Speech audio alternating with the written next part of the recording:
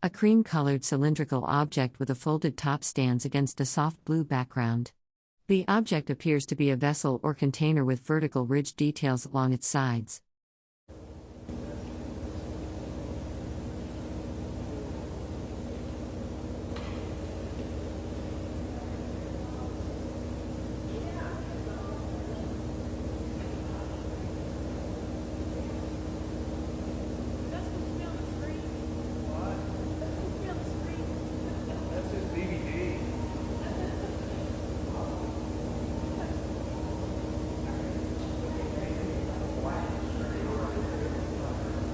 I'd like to welcome everybody to Lieutenant Many Voices once again. This is where the Park Service is working with all the communities we go to for everyone to present something and have their voice heard. So it's a very special place to be. Today for our 4 o'clock program, we have Brent Merrill, and he's going to speak on tribal restoration. His program's entitled From Table Rock to Grand Ronde, and we're going to turn it over to Brent, so please welcome him today.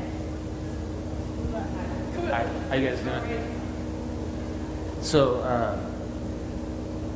what I've got is a film that I made about the tribe, and it's in tribal history. And in 2003, the Tribal Council asked me to make a movie about the tribe. And so I put together a 15-minute film about the tribe and its history. The tribe was terminated, as you know, and had gone through some relocation and some things like that, brought them here to Grand Ronde. So the film tells about that. And like I said, it's only about 15 minutes long. So rather than going to a whole lot of prepared statements, I'll just show the film, and if you guys have questions about it, you can ask me about it after that. Does that sound okay?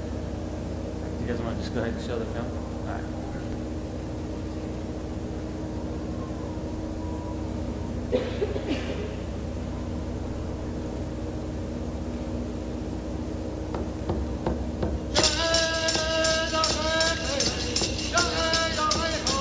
Я цей чаток тепла, когда сделать слугам плав, закрывала. It's не так много олда. Пупсик чагу вейк сая олда. Кар не так олда. Слуш не так олда. Саплю. А я олда. Не так олда. Олда я смог саплю. Олда слуга смог не так чагу вейк слуг олда. Олда я плавала. We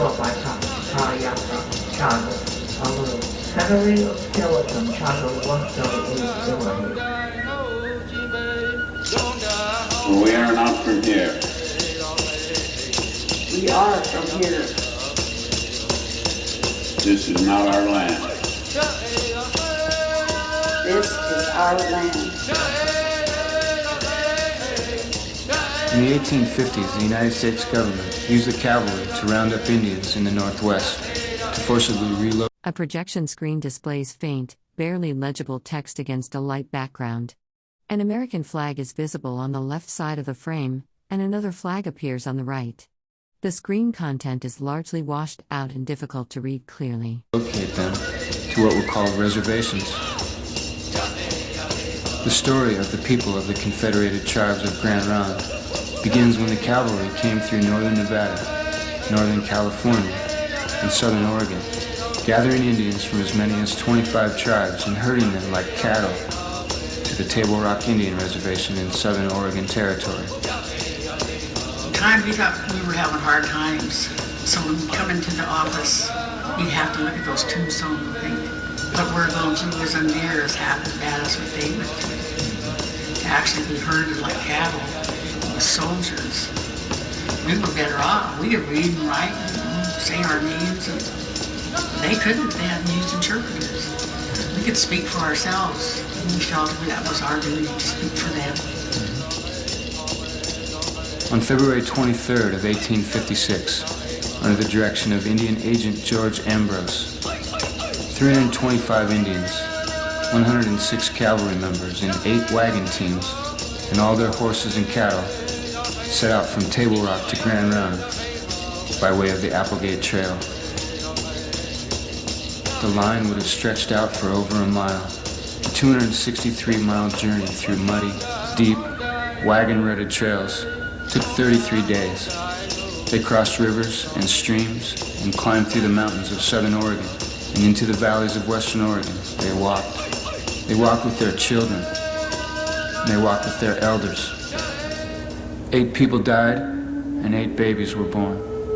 Babies and bear. A blurry video image shows several people standing indoors.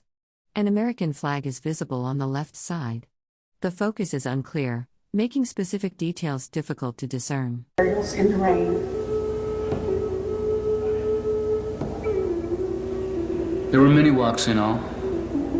The Marys River tribe walked in from Corvallis. The Tualatans had a short walk in from their valley to the north. Many tribes. Umpquaws, Lower Umpqua, Salmon River, Clatsop, Clackamas, Nestucca, Rogue River, Northern Paiute, Paiute. A person with long dark hair and facial hair speaks into a microphone, shown on a video screen or monitor. The image is slightly out of focus and appears to be from a recorded presentation or interview. Tillamook, Santiam, Yoncalla, Shasta, Shasta Costa, Cow Creek, Illahee, Lukiamute, Clatskanie, Northern Molalla, Chinook, Southern Molalla, Kalapuya. The Yamhill tribal people were already here when the other tribes arrived on Tuesday, March 25th of 1856. A blurred photograph or historical image displayed on a projection screen, showing what appears to be a landscape or settlement scene. The image is out of focus, making specific details difficult to discern. Upon arrival in Grand Ronde, life was harsh. Each tribe spoke a different language. They had different forms of religion. They had different reasons for dressing a certain way or painting their faces. Each tribe had leaders and customs that were uniquely their own.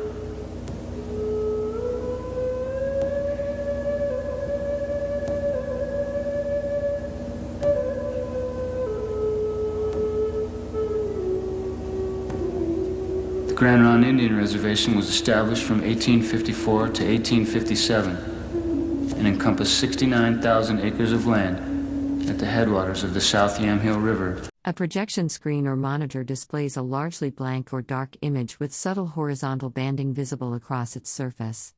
The frame appears to be from an indoor presentation or recording space. And the base of Spirit Mountain. After a failed attempt by the government to make farmers out of a race of hunters and gatherers, 25,000 acres of the tribe's reservation were made available to settlers as surplus land in 1901. Eventually, the tribe's land base was reduced to a 7-acre cemetery. 1954 brought about termination and change. Termination meant an end to the treaties that had been signed by our people only a century before. It meant the government's responsibility to tribal people had ended. Promises made would no longer be kept. Termination stole the tribe's identity and ate away at the social structure that made tribes unique. A person wearing glasses sits at what appears to be an indoor presentation or speaking venue, with blurred figures and structures visible in the background. The image quality is grainy and low contrast. Termination was a gateway to the problems that had already begun to plague the dominant culture. Health problems, social problems, economic problems, and the demise of spirituality as the center of life. Following termination, the government came up with what they called the Indian Relocation Act. Government representatives came into the area and offered jobs, but if you took the jobs, you had to move away from what was left of the tribal community. Today, the tribe has members located in nearly every state in the nation. A generation of babies were born into a tribe that officially did not exist. In the late 1970s, a core group of remaining Grand Ronde tribal members began the process of putting the pieces of the tribe back together again. They met in a small building in the tribal cemetery that housed the lawnmower. Margaret Provost, Marvin Kimsey, and Merle Holmes began the process known as tribal restoration. A core group of people then helped these tribal elders achieve a dream. 20 years ago today, on November 22nd, 1983, President Ronald Reagan signed the Grand Ronde Restoration Act into public law. 5 years later, on September 9th, 1988, the government saw fit to return 9,811 acres of timberland to the tribe as a reservation land base. And I happen to be a strong believer, unless you have some sense of where you were, you're just sort of floating in space, just you're not attached to anything. But once you have that and understand it, then you become an identifiable part of life. Margaret Provost was the one who called the first meeting, and we were there. And we, of course, encouraged her. Marvin Kimsey and Merle Holmes were the three that began that effort, and Jackie was the recording secretary, and just kept the momentum going. It took a lot of years, I think more than we even thought it would, but no one gave up. Ila was at all the meetings, she stands out in my mind. A person wearing a light-colored, beaded vest sits against a blurred indoor background. The image is out of focus, showing only the general silhouette and beadwork details of their upper body. But there were several of our elders. They were the backbone of the tribe, still are. And they supported the garage sales, the bake sales, and they never give up on our people that were trying to do the restorations. We sort of developed the whole concept that it was time to make good those commitments that had been made through treaties and other arrangements with the American Indians. It was an idea whose time was too long in coming. The early efforts were really for certain benefits. There were health, education, welfare, and self-sufficiency. Those were the goals. And I think that it is very important that young people know that these things don't happen just because you want them. There was nothing inevitable about restoration. That's hard work. I think people don't realize when you snap our fingers, we had to convince the traditional people, and that's something I think a lot of our tribes could learn from us today. Is, we were told by Elizabeth and senators, don't go back to this when you need something. Make a trip to thank them. I often marvel how those leaders of Indian tribes, how they could remain so calm, so unagitated. Why would they pound the table, is this the time to move, I never heard a voice raised. They were always there to answer the questions, to offer information, to coach me. That's what they were. I call them not only my friends, but my coaches. So I think it shows, what people can do when they work together. Of course, our community supported us. The whole thing, I'm just so thankful that I was part of it. The road to self-sufficiency was just beginning. We are doing the things that we feel that will make sure that termination doesn't happen to us again. The tribe today is a vibrant people. The tribe today is a family of families.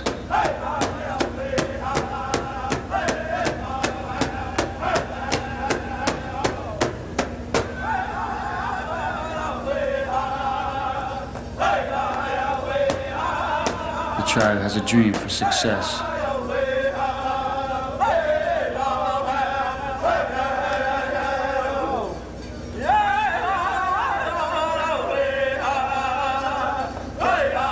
The tribe has learned to celebrate with success.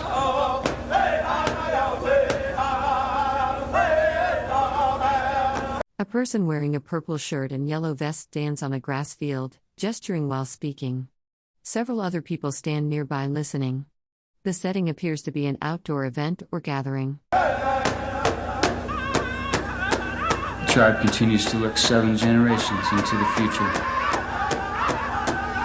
We learned through those years that they would say, you just want a handout, that's all you want. Now, we paid already, we paid in advance for what we were just getting for our people in the future. I always said, my grandson started walking, but his first step would be up on our reservation, our own land. He didn't take his first step there, but he's walked up there, and it means a lot to say this belonged to us, it belonged to our past. And I hope our grandchildren, great-grandchildren, 3rd and 7th generations, they should be able to have that same opportunity. know your past, you'll never have a future. And I think we're a part of God's plan, because you look at the world, it's okay. We're the red, and they need lots of red because that's strength. If we didn't remember and if we didn't practice, then I believe that termination worked. But it's really from our heart and all of the things that were instilled within those who went through that era was to bring all of our ways back again. And so for me, it's really a matter of your identity, knowing who you are, how you believe, and what your values are. So in order to maintain that, we must involve our young people. We must create in them and instill in them at an early age, just like I was with my grandmother. This is who you are. And this is why you're like this. You're from a family of chiefs. This is who your chiefs are. This is who your family is. This is what we believed. We're generous, caring people. We took care of others. We took care of each other. The tribe pays respect to its loved ones.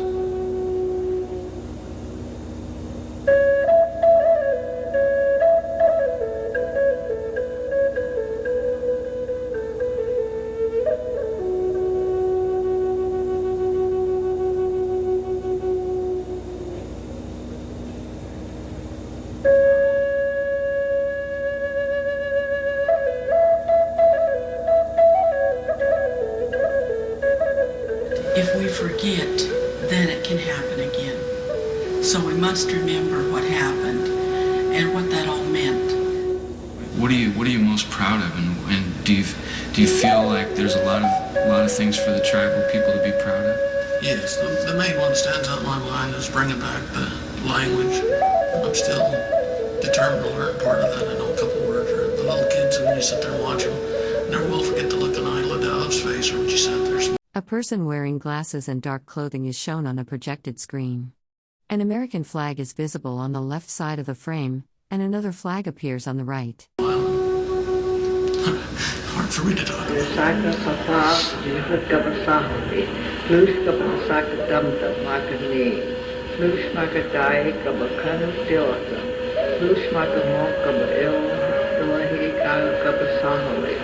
Boys, Masaka, Masaka, Mukma, Kanawisa, this Masaka Mashaki, Wake Makahaya, Solid Scubba Masaka.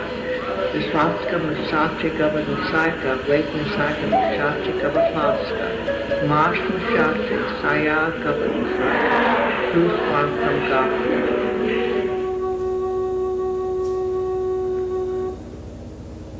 A large projection screen displays a blank dark gray surface, flanked by an American flag on the left and another flag on the right. The setup appears to be on a stage with overhead fabric draping visible at the top.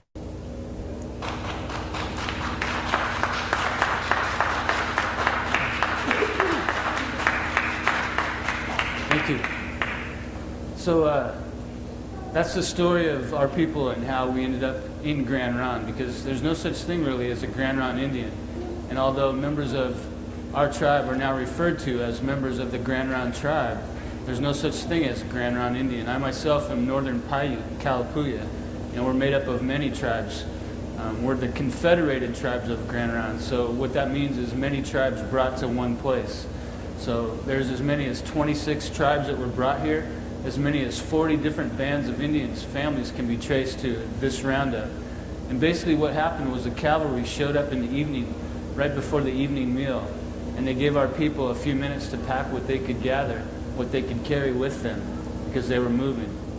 And they took them to a place called Table Rock in southern Oregon, and it's a plateau, it's a flat-topped mountain, and they put them up there. They put all of our people up there, all these tribal people that they had gathered from northern Nevada and northern California and southern Oregon. And they gathered them there because it was an easy place to put a lot of people. There was only a couple of ways up and down, so they could put a lot of people on top there and keep them there. And then what they did is they marched them 265 miles north to a place called Grand Ronde.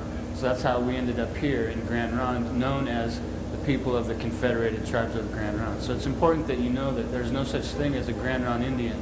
there are tribal people who now live in Grand Ronde or are known as Grand Ronde tribal people. So I think that's important that you know that. I also think it's important that you know that as a member of the tribe, I'm not here to honor Lewis and Clark. That's not my goal. I don't mind commemorating Lewis and Clark, and I don't mind using this opportunity to tell you my people's story, but I'm not here to honor them. You know, I went to school in the dominant culture, and I'm a history freak, and I love history and I love adventure, and so I understand their place in the dominant culture. I understand why they're respected and what they did. But as the harbingers of the apocalypse that came to our people, I want you to know that I'm not here to honor them. But I am here to commemorate that memory, and I understand the place that they have in our culture. So I think it's a great opportunity to tell you about our people, and hopefully the movie helped do that. The voice that you hear talking in our language is one of our elders that passed away in the last couple of years. Her name was Isla Dowd, one of the last fluent speakers of the language, and somebody who I admired and loved greatly. Her sister was also a great teacher and a great speaker of the language, and we had always planned on getting the language down on film. And a person wearing glasses and a maroon jacket with a beaded vest stands on a small stage, gesturing while speaking. A microphone and water bottle are visible on the podium behind them. we'd talk about, well, we'll do it next time we're together, next time we're together. Well, she passed away before I could do it. So as soon as I got back to Grand Ronde, I grabbed the video camera and beelined it to Isla's house and set it up in the corner and said, just talk to me. Just tell me stories and just talk to me. And I let that camera run. And I had no idea that it would end up being the centerpiece for the movie that tells you about our tribal history. But that's how that came about. So I'm happy to answer any questions that anybody has, and I want to just say thanks for allowing me to be here and talk to you about our tribe. At this point, does anybody have any questions or comments for Mr. Merrill?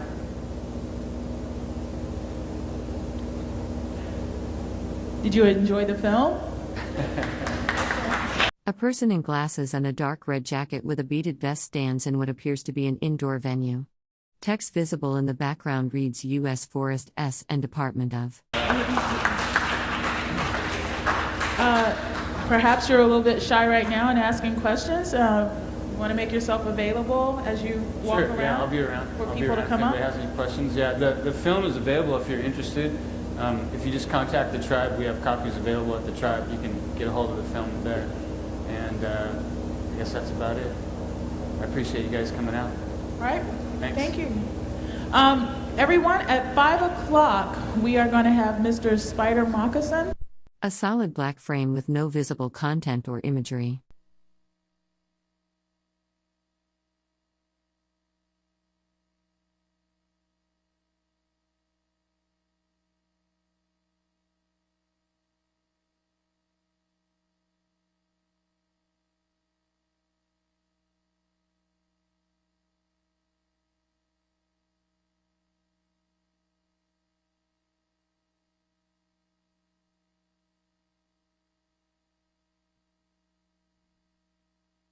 A person stands at a wooden podium on a small stage. They wear a dark vest over a light-colored shirt. The background appears to be an interior venue space with neutral tones.